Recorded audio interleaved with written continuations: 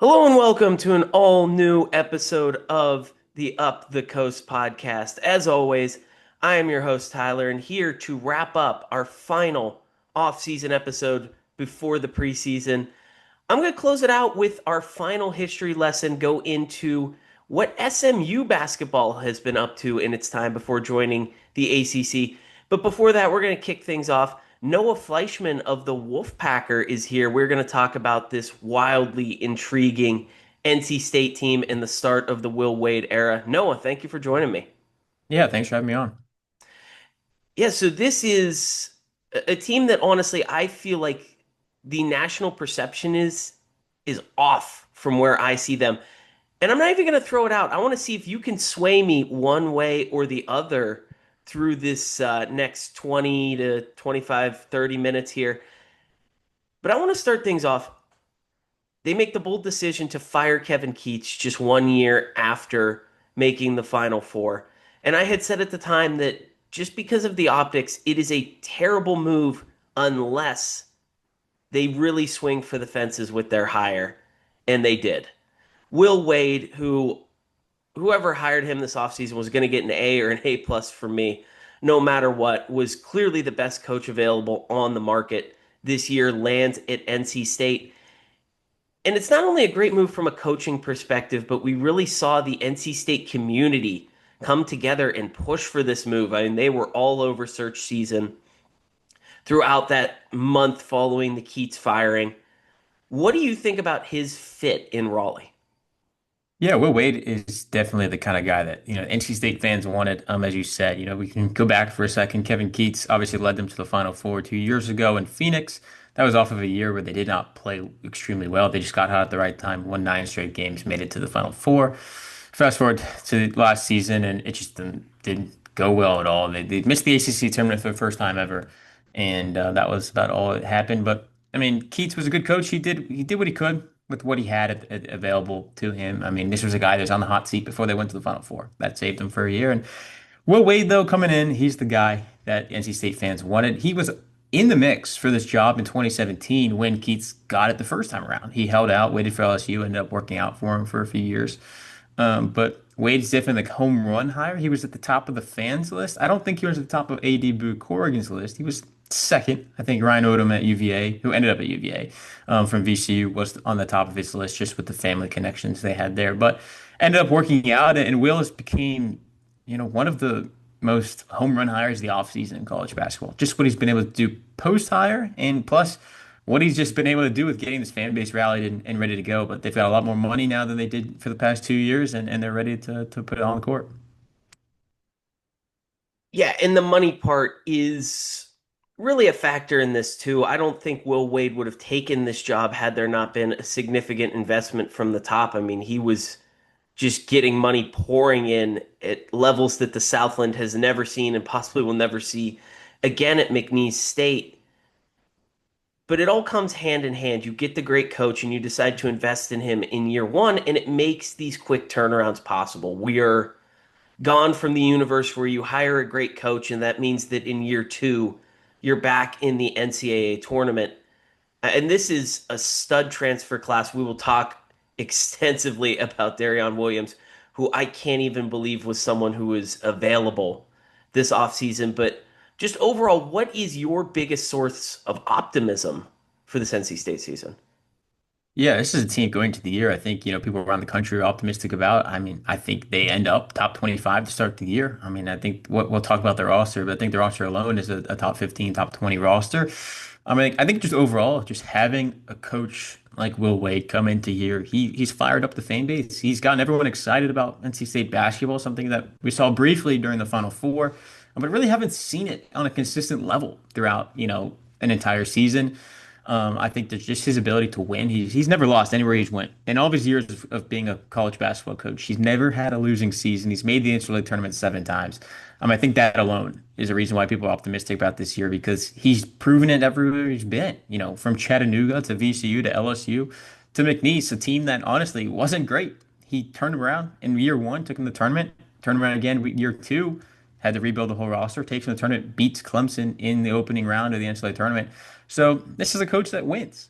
And That is what NC State fans are excited about the most. Is they want a winner, they'll support a winner, and everything about Will Wade says he's going to win here. All right, I'm going to actually double down on the question because everything you said is right.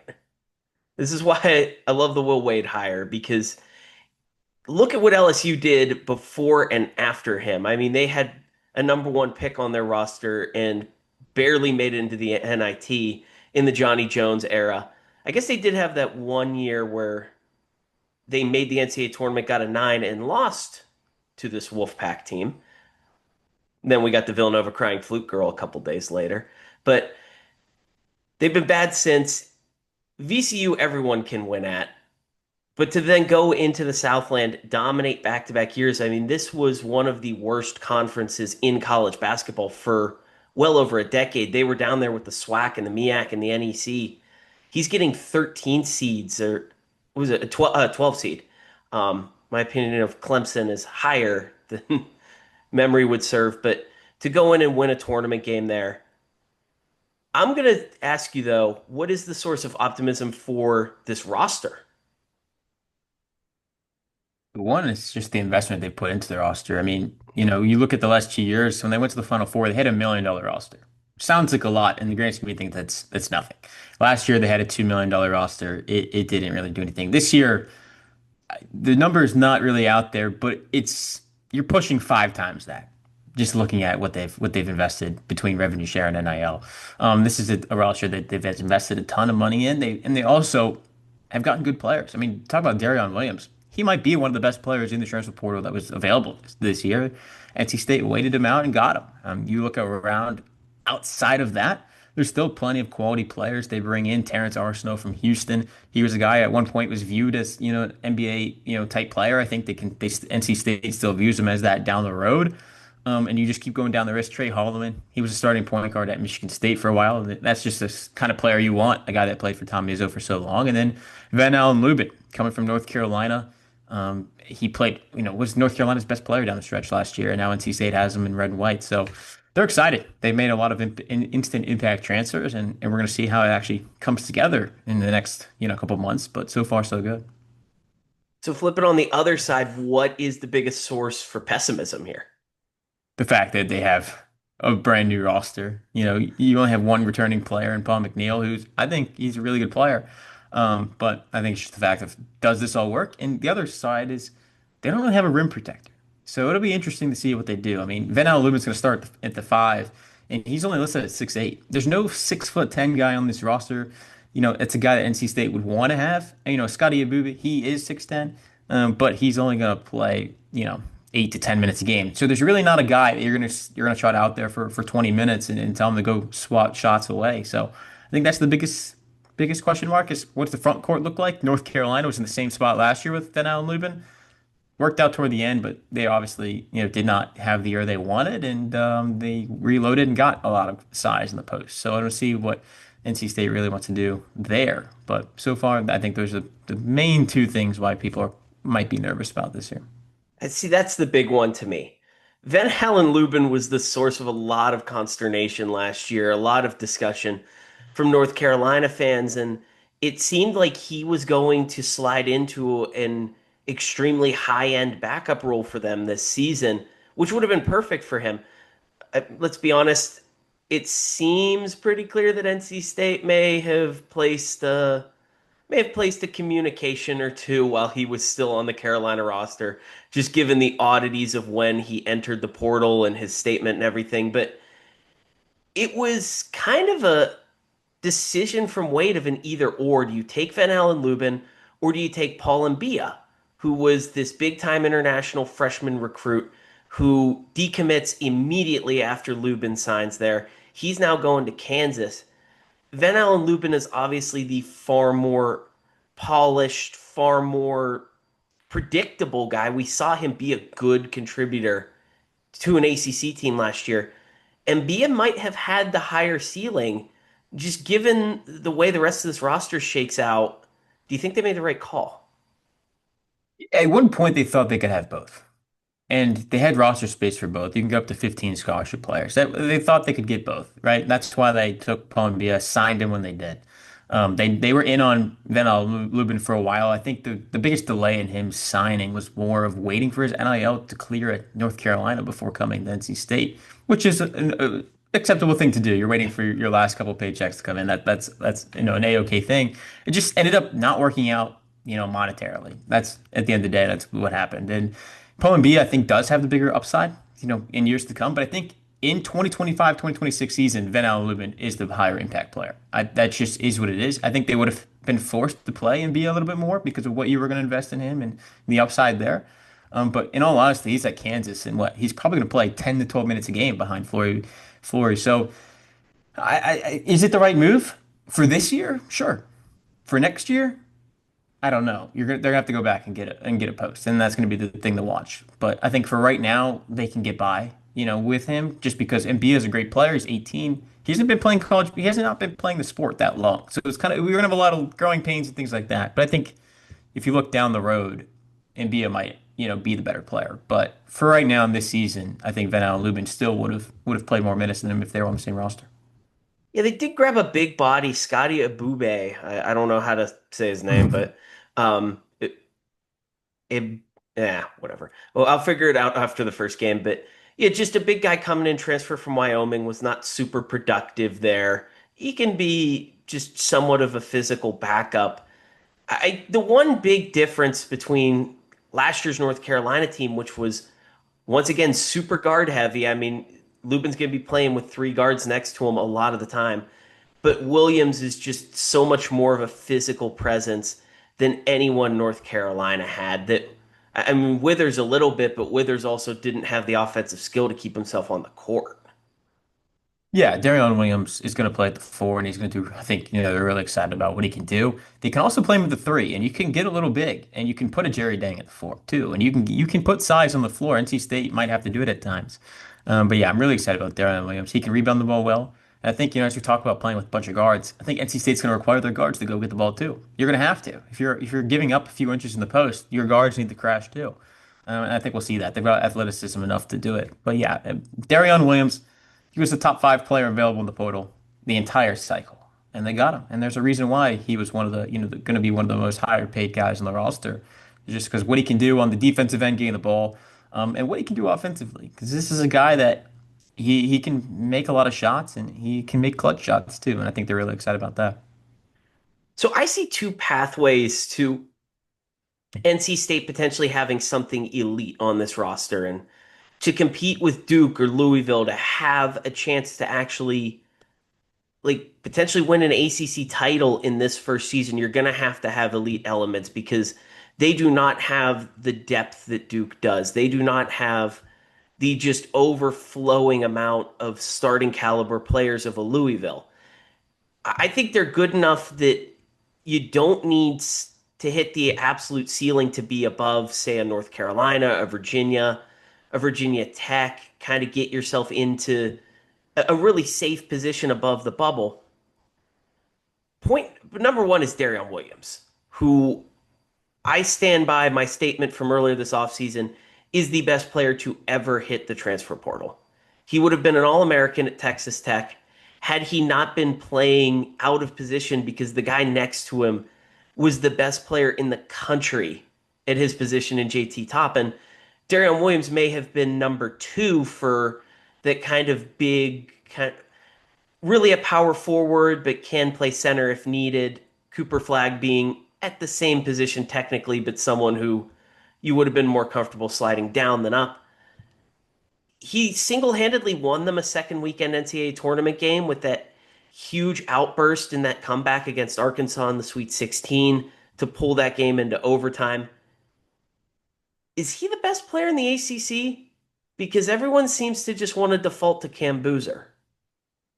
If you ask an NC State fan, yes, I personally think he will be voted preseason player of the year in Darion Williams. I mean, you talk about what he did, right? Not only did he pull them in Arkansas against the eventual national champion, he still scored 23 points against Florida.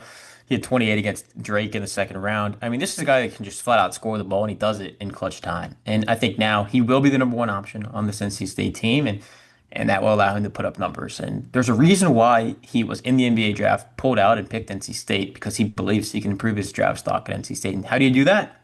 you play well and you score the basketball. And I think he'll be able to do that quite well. So if you ask me right now to fill out a preseason ACC roster ballot, I'm putting Darion Williams as preseason player of the year, just over Cam Boozer. I think he's a really good player, but I think Darion is a proven player at this level, and that's big in this era of college basketball. I mean, he is an elite low post scorer who is maybe the best inside out playmaker in all of college basketball.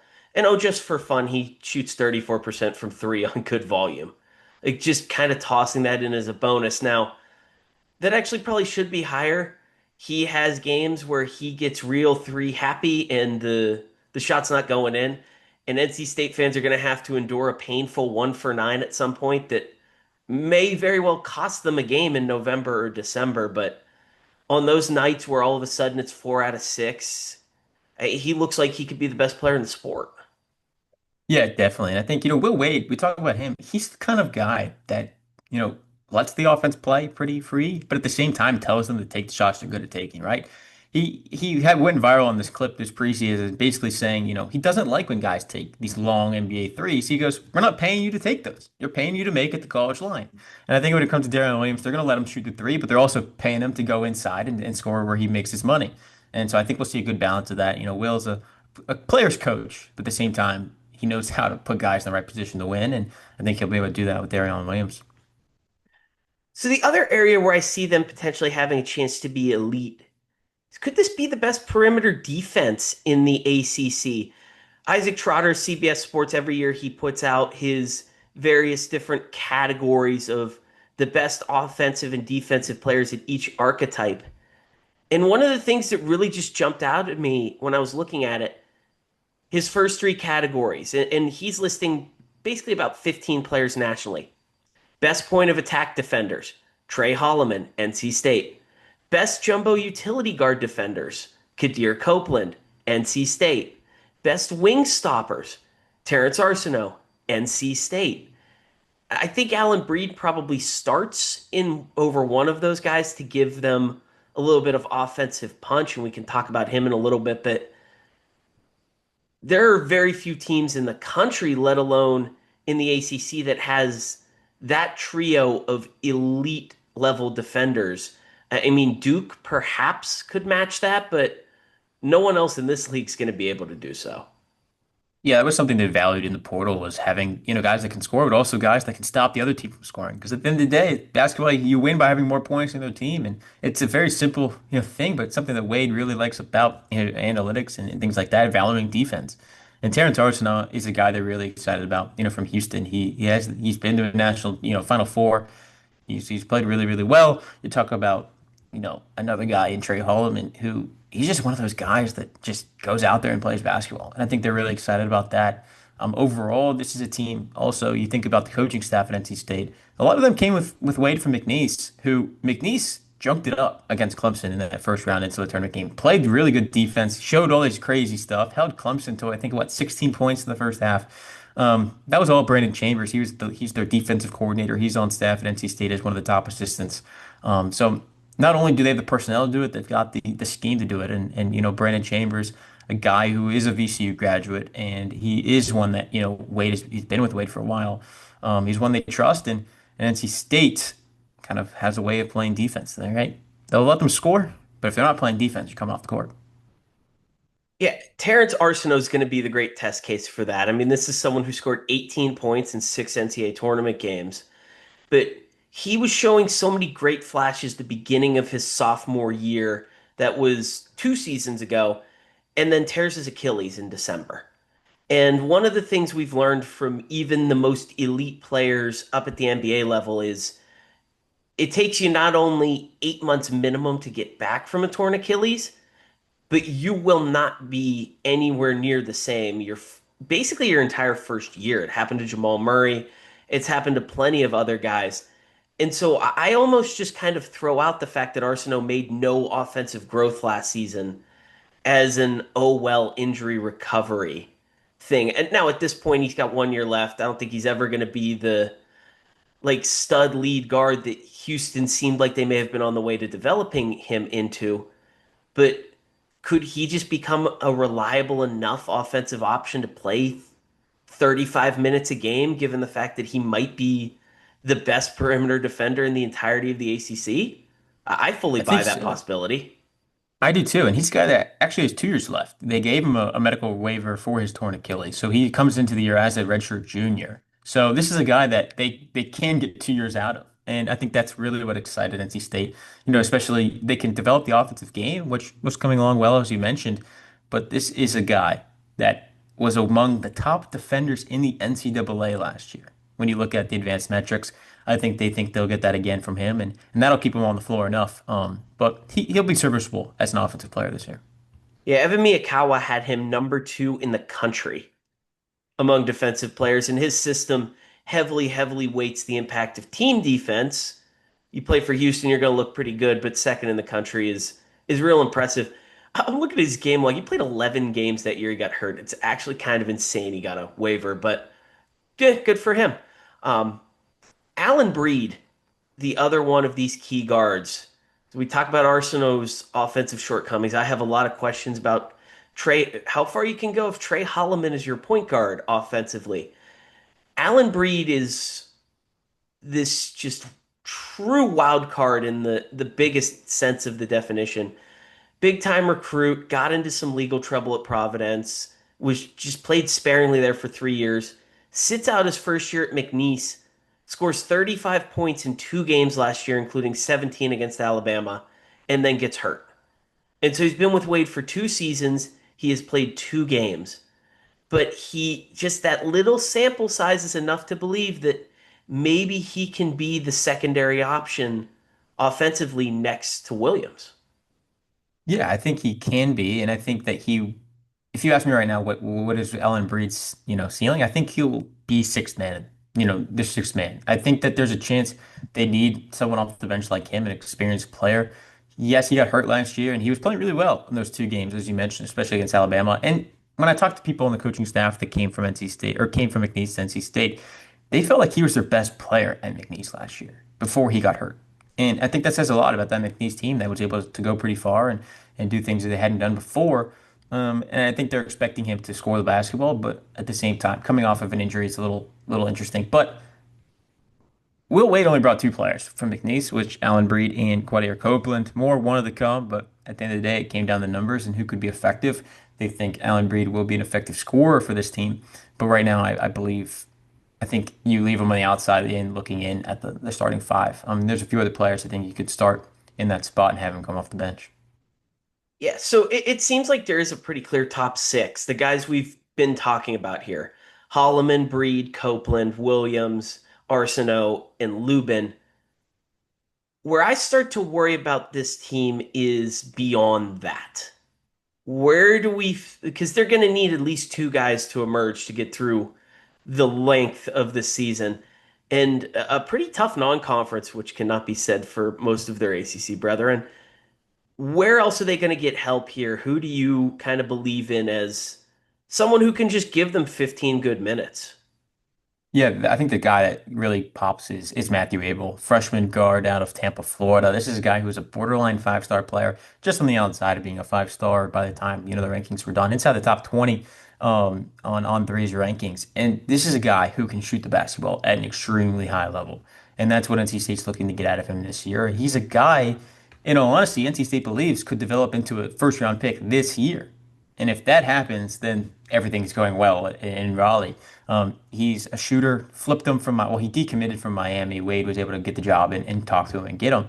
But yeah, I think he's the guy. And then Paul McNeil, who is a sophomore this year, was among the best players in the state of North Carolina as a high school senior, was up and down a year ago, started against Wake Forest, dropped, I think, 24 in that game, a breakout game. He proved he can play at this level. I mean, I think those 2 guys are the ones you need to pop out, at that shooting guard 2-3 spot. But Matthew Abel, I think, is at the top of the list. He's the guy that is really hard worker. He lives in the gym. He's impressed the coaches from day one. And I think he's really earned a role to be on the court for 15 to 18 minutes a game. So we actually did like a full square of decommitment commitment, some of which were directly tied together. But Abel, Miami to NC State, and Bia, we talked about, goes NC State to Kansas. Kansas loses Dame Sarr to Duke, who Duke seems like was only interested in because Shelton Henderson decommitted to go to Miami. A fun world that we live in 2025. Yeah, it is the chaos of this, but amidst the chaos, I just continue to look at this roster, and I think NC State is way, way, way closer to the top of the ACC than the bubble.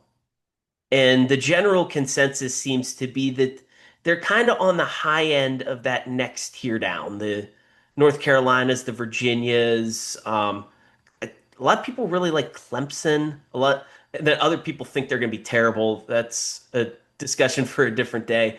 But to me, there was a moment this summer where I thought they might be the best team in this league. And I've backed down from that a little bit. I got a ton of questions beyond. I mean, unless Abel's good and Jerry Deng gives them some quality minutes, and they're going to be struggling to fill in the rotation real quick after that. But no real true big center. But to me, I think this is a team that truly can compete for an ACC title.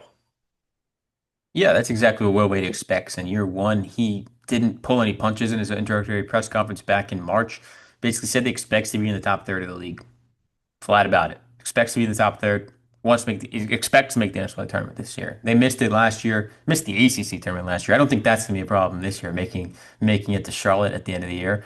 But they expect to be back in the tournament. They expect to compete for that title at the end of the season. Will they? We'll find out in a hurry. You mentioned that non-conference schedule. I mean, we'll know by December how legit this team is based on who they're playing. Kansas comes to Raleigh. NC State ends up at Auburn in the ACC SEC Challenge. VCU comes to Raleigh for their first real test, and I think that one will show a lot too. But there's a lot of games this non-conference that if NC State comes out of the non-conference, 10 wins, I think you feel really, really good about where they are. If they come out with 8 wins, we'll see what happens in ACC play. By the way, top third under last year's standards is still not super impressive. And Wake finished comfortably in the top third, and now their coach has a scalding hot seat beneath him. But hopefully the ACC is better this year, and that is a meaningful accomplishment. Honestly, I think they can do better. Top quarter, maybe top fifth of the league. Darren Williams may well be the best player in the country, and that's the one thing that just continues to hover on my mind amidst all of this. And so it's going to be a fascinating season for NC State regardless. I guess really just a closing question here. Do you think the fan base embraces Wade and this new roster from day one? Or are they going to have to win one or two of those big non-conference games before we really start to see the best crowds there in Raleigh? They've already embraced him. I mean, this was a fan base that was raising NIL money because they knew Wade was interested, but knew they needed more money. They raised it, right? They got him interested. They proved they could do it.